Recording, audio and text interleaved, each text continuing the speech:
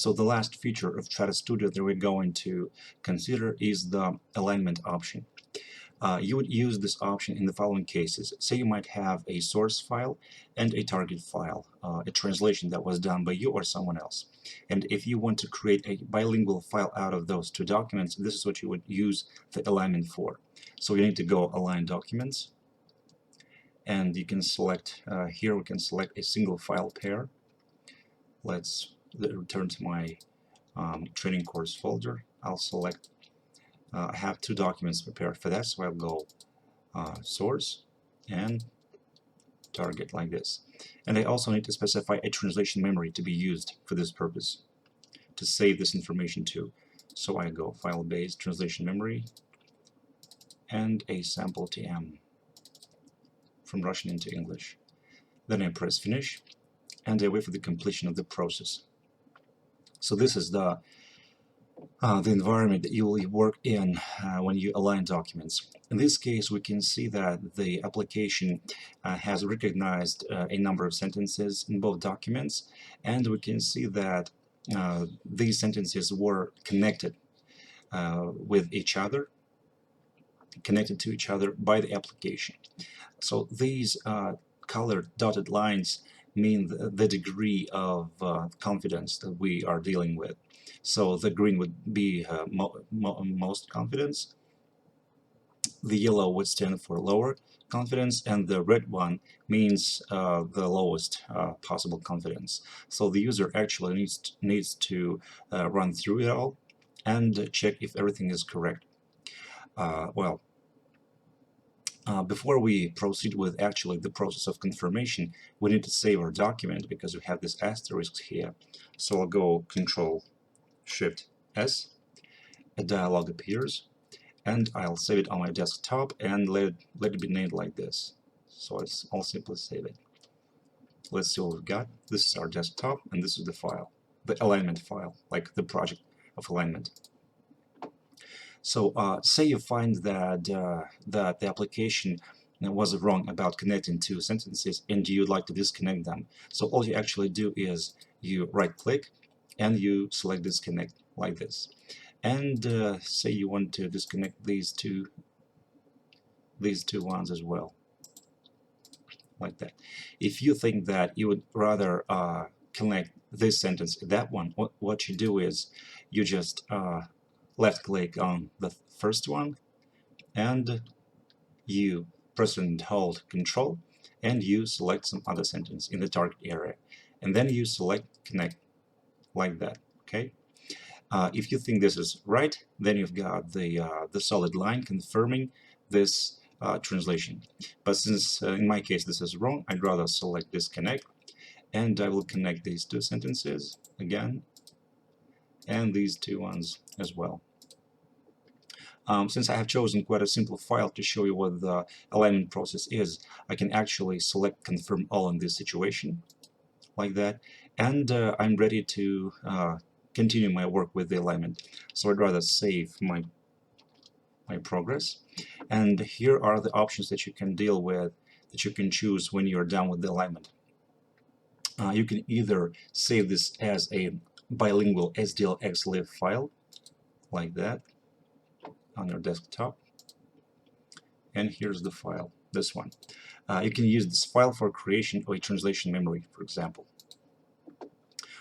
Or if you want to populate the translation memory that you chose when you were actually selecting the source and target files, you need to simply import into translation memory like that. Quick import. Then you should wait for the completion of the process, and we can see that 12 alignment pairs were added to the TM, like that.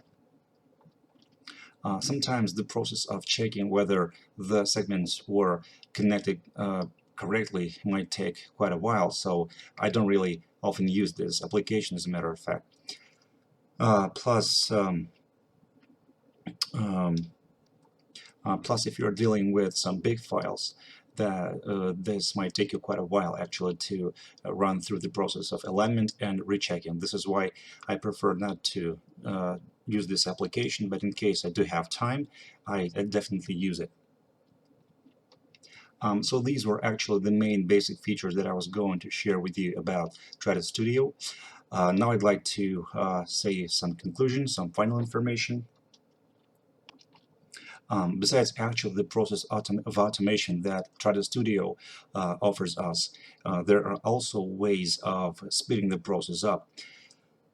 So you might try to make less mistakes as you type the text, because sometimes having to return to a misspelled word and correcting this word takes a while. So you should better try to avoid mistyping words. Also, when you're done with the translation, let's return to one of those documents. We can close it here and return to our projects.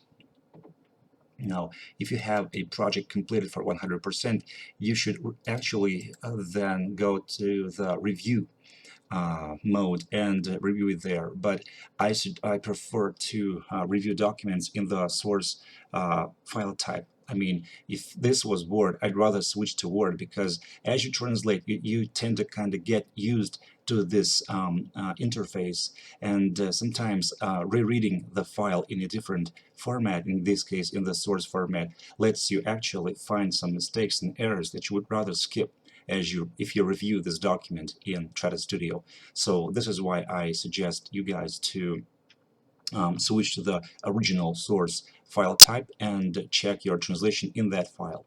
Plus, as you check, you might find some need for formatting, for editing. So this is why I prefer to actually avoid reviewing the document in Trados Studio environment.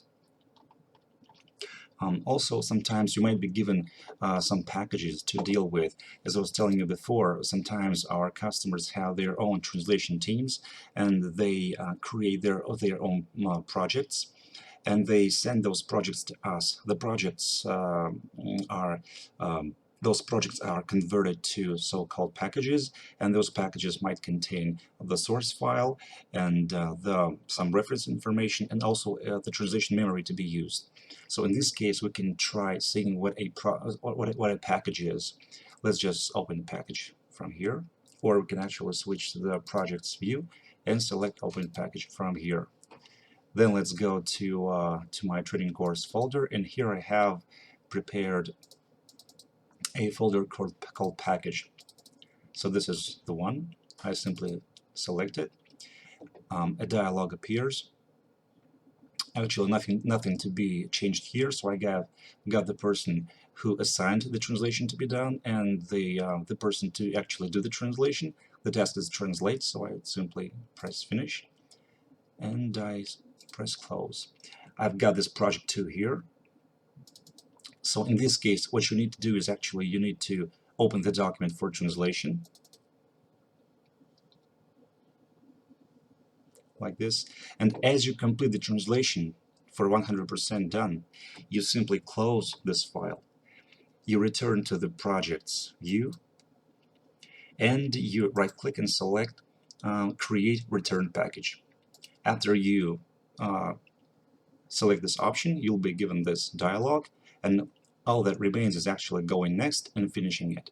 So as you complete the process, let's actually do it with, let's create a return package like this, next, and finish. Now that we're done, and let's see what we've got. It's called project 2. So you are familiar with the source folder, with the target folder, with the reports folder, and here we got the packages folder. It contains the in folder contains your incoming, so to say, incoming package, and this out would actually contain the project that you need to send to your customer. And this project would contain, this package would actually contain the source file, the target file, and the translation memory that you save the translation to. So this is actually a simple procedure of dealing with packages. Well, also, as to some general requirements, I suggest you to try to have some rest as you work.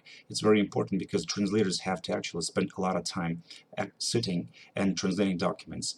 I prefer to have like a 10-minute break every hour to make my hands, to make my eyes and my back rest a little bit. Yeah, we definitely need to take care of our health so that to avoid any problems with it and to be able to work as much as we need. Maybe finally, I'll also share some information about dictionaries that you might use. I prefer to use the dictionary called ABBYY Lingvo. Here it is. I don't actually advertise it and suggest using it, but I really, myself personally, find it convenient as a dictionary, because here you might have words translated in seconds. Let's go to our sample project. Let's open it. Like in my case, I can click on a word with a certain combination on my keyboard, and as I do it, you see this dialog appears. What I do is actually I go to the dictionary, tools, options, and here in the lookup section, I select the way words need to be translated by the dictionary. So another option is Control and CC. What I do is I actually select a word and I press Control CC like this, and the dialog, the translation appears again. Plus, what's also good about ABBYY Lingvo dictionaries is that you can actually create your own user dictionaries, or you can import dictionaries created by other users for you to be able to use for your benefit. Anyway, I think this is actually it. I was trying to explain the procedure of working in Trados in most detail. So I really hope that you'll find my course interesting and useful. And I do look forward to record a video on Trados Studio 2017, which is already available from the SDL company. So I do look forward to see you all again, and good luck.